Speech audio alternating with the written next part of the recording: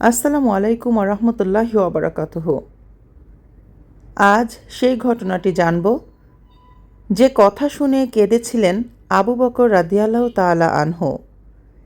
একদিন হজরত মুহাম্মদ সাল্লাল্লাহু আলাইহি ওয়াসাল্লাম আয়েশা রাদিয়াল্লাহু তাআলা আনহাকে ডেকে বললেন, হে আয়েশা, আজকে আমি অনেক খুশি।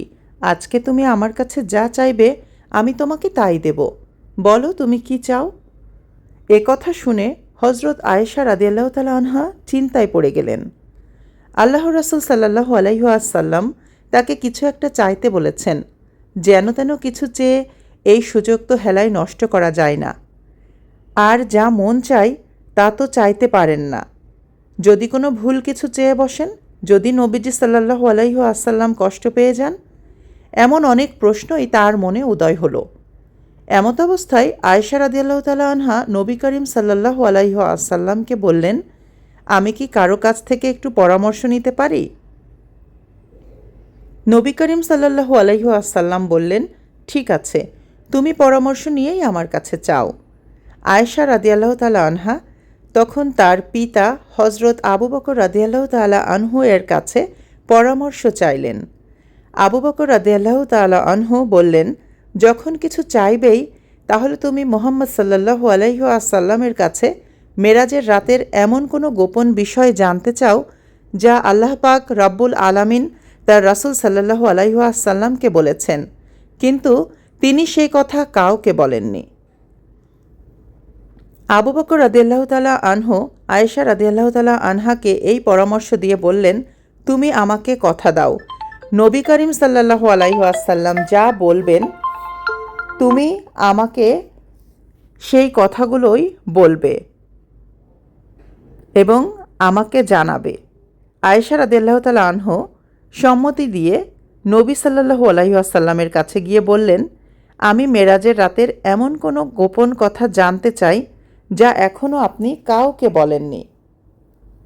প্রশ্ন শুনেই মুহাম্মদ সাল্লাল্লাহু আলাইহি ওয়াসাল্লাম মুচকি হেসে দিলেন।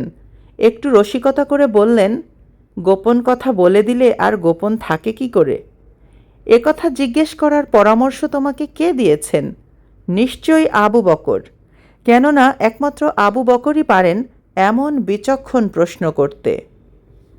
এরপর আয়েশা রাদিয়াল্লাহু তাআলা আনহায়ের দিকে তাকিয়ে হজরত মুহাম্মদ সাল্লাল্লাহু আলাইহি ওয়াসাল্লাম বলতে লাগলেন, হে আয়েশা, আল্লাহ আমাকে মিরাজের রাতে বলেছেন, হে মুহাম্মদ সাল্লাল্লাহু আলাইহি ওয়াসাল্লাম, আপনার উম্মতের মধ্যে যদি কেউ কারো ভেঙে যাওয়া মন জোড়া লাগিয়ে দেয়, কোনো ব্যথিত হৃদয়ের ব্যথা দূর করে দেয়, তাহলে আমি তাকে এর বিনিময়ে বিনা হিসাবে জান্নাতে পৌঁছে দেব। সুবহানাল্লাহি ওয়া বিহামদিহি। এ কথা শুনে আয়েশা রাদিয়াল্লাহু তাআলা আনহা অত্যন্ত খুশি হলেন, ছুটে গেলেন তার বাবার কাছে। প্রতিশ্রুতি মতো আয়েশা রাদিয়াল্লাহু তাআলা আনহা হজরত আবু বকর রাদিয়াল্লাহু তাআলা আনহু এর কাছে এসে নবী করিম সাল্লাল্লাহু আলাইহি ওয়াসাল্লামের বর্ণিত কথাগুলো বললেন। কিন্তু তা শুনে আবু বকর রাদিয়াল্লাহু তাআলা আনহু কাঁদতে শুরু করলেন।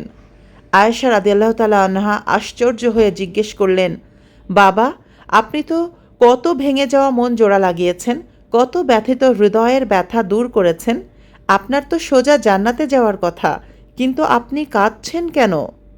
আবু বকর রাদিয়াল্লাহু তাআলা আনহু বললেন, আয়েশা, কারো ভাঙা মন জোড়া লাগালে যেমন আল্লাহ সোজা জান্নাতে দিবেন, কারো মন ভাঙলেও আল্লাহ যদি সোজা জাহান্নামে দিয়ে দেন।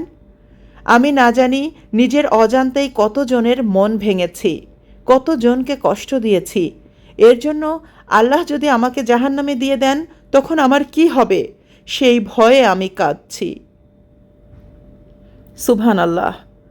মানুষ হলো আশরাফুল মাখলুকাত, আর তাই একজন ব্যথিত মানুষের ব্যথা দূর করতে পারলে, একটা ভাঙা হৃদয়কে জোড়া লাগিয়ে দিতে পারলে আল্লাহ আমাদের বেহেশত দান করবেন, আর এর বিপরীত হলে আমাদেরকে জ্বলতে হবে জাহান্নামের আগুনে।